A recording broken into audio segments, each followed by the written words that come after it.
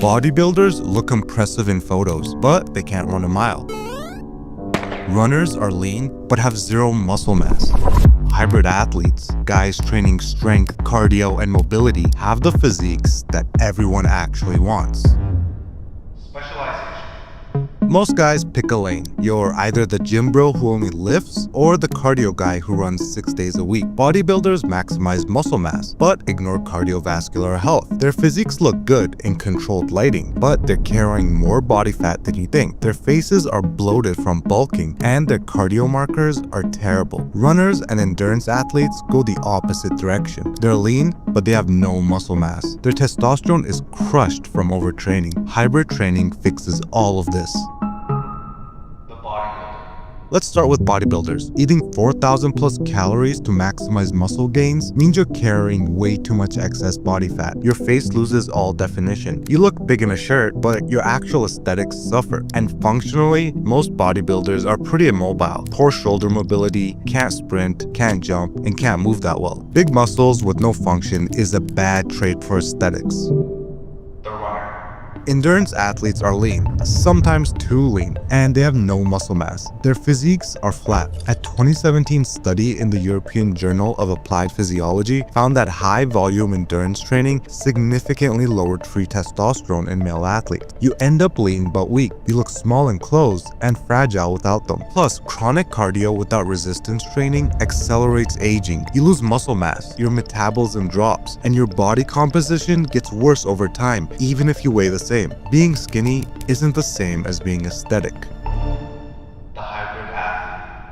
Now here's the hybrid athlete. Strength training for muscle mass and bone density. Cardio for cardiovascular health and fat loss. Mobility work for injury prevention and movement quality. The result? Physique that actually functions. A 2021 meta-analysis in sports medicine found that combining resistance training with aerobic exercise produced better body composition outcomes than either alone. You build muscle while staying lean. Your metabolism stays high, and your cardiovascular system stays healthy. And aesthetically, hybrid athletes have the best of both worlds. Lower body fat means better facial definition, but you're not overtrained, so your testosterone stays high and your face stays masculine. Your physique has shape. You look athletic, not just big or skinny. And from an attraction standpoint, women rate athletic builds as much more attractive than bodybuilder or endurance athlete physiques. A 2007 study in evolution and human behavior found that women highly prefer moderate muscularity with low body fat, exactly what hybrid training produces. There is a lot of hybrid training routines out there, but the problem is they're overloaded with volume. They're built by influencers that work out 7 days a week for a living, or they're juiced up. What actually matters is how you structure your training. We did in-depth research on a hybrid protocol that is scientifically backed, effective, and most importantly, realistic for the average guy.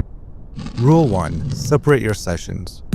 When you do cardio immediately after lifting, you shut down the molecular pathway responsible for muscle protein synthesis. You're literally turning off the signal that tells your body to build muscle. Research shows that you need at least 6 hours between sessions to avoid this. 24 hours is actually optimal. So the best setup is cardio in the morning, weights in the evening, or cardio and weights on completely separate days. If you absolutely have to do both in one session, lift first and cardio second. Never the reverse. Rule 2. Avoid the middle. Elite endurance athletes follow something called polarized training. 80% of their cardio is low intensity, 20% is high intensity. They almost never train at a moderate pace because moderate cardio is the worst of both worlds. It's too hard to recover from, but it's not hard enough to drive real adaptation. This means your cardio should either be low intensity or high intensity, where you're near your max. Nothing in between. And most of your cardio will be low intensity. It won't feel impressive, you won't be drenched in sweat, but it's where the magic happens. High intensity, on the other hand, shares similar cellular pathways with resistance training. So when you do go hard,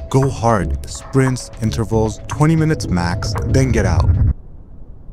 The aesthetic. Before we get into training, understand that hybrid athlete has become its own aesthetic, and that's a big part of the appeal. Look at any hybrid training creator. They're not just lean and muscular. They have a complete look, clean minimalist gym fits, polished grooming, and an organized lifestyle. The physique is the foundation, but the presentation matters just as much. Traditionally, lifters focus just on numbers, how much they could bench and how big their arms can get. But hybrid training attracts guys who care about the complete package. Your physique, how you dress, how you carry yourself. The hybrid part isn't just adding running to your lifting program. It's an entire shift in how you approach your body and your image. You're optimizing for real-world aesthetics.